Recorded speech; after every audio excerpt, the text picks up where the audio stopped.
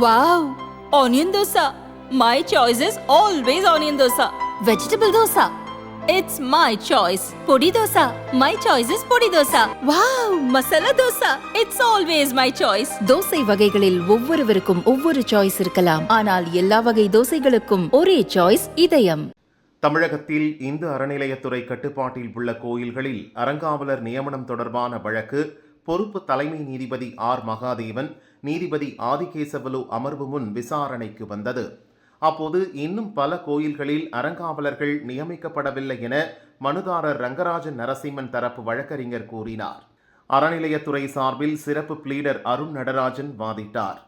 31,163 கோயில்களுக்கு அறங்காவலர் நியமிக்க விண்ணப்பங்கள் கோரப்பட்டன. இவற்றில் 10,563 கோயில்களுக்கு விண்ணப்பங்கள் பெறப்பட்டன. இதுவரை 6,814 கோயில்களுக்கு அறங்காவலர்கள் நியமிக்கப்பட்டுள்ளனர்.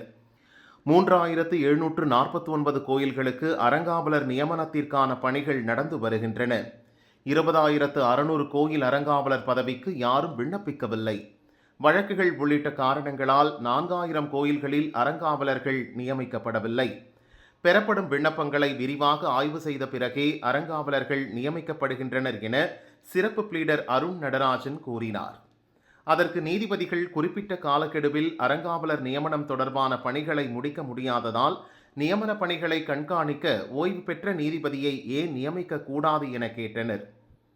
அறங்காவலர் நியமனங்களுக்கு எதிராக தொடரப்பட்ட வழக்குகளின் விவரங்களை சமர்ப்பிக்கும்படி அறநிலையத்துறைக்கு நீதிபதிகள் உத்தரவிட்டனர். வழக்கு விசாரணை இன்று தொடர்ந்து நடக்கிறது. கோயில்களில் தக்காராக நியமிக்கப்பட்ட அறநிலையத்துறை அதிகாரிகளை நீக்க கோரியும் தக்கார் நியமனம் தொடர்பாக தகுதியை நிர்ணயித்து விதிகளை வகுக்க உத்தரவிட கோரியும் தாக்கல் செய்யப்பட்ட வழக்கையும் சிறப்பு அமர்வு விசாரித்தது. தக்கார்களுக்கு கல்வி தகுதியை நிர்ணயித்து ஏன் விதிகளை வகுக்க கூடாது என அறநிலையத்துறைக்கு கேள்வி எழுப்பிய நீதிபதிகள் தீர்ப்பை 2 வாரங்களுக்கு தள்ளி வைத்தனர்.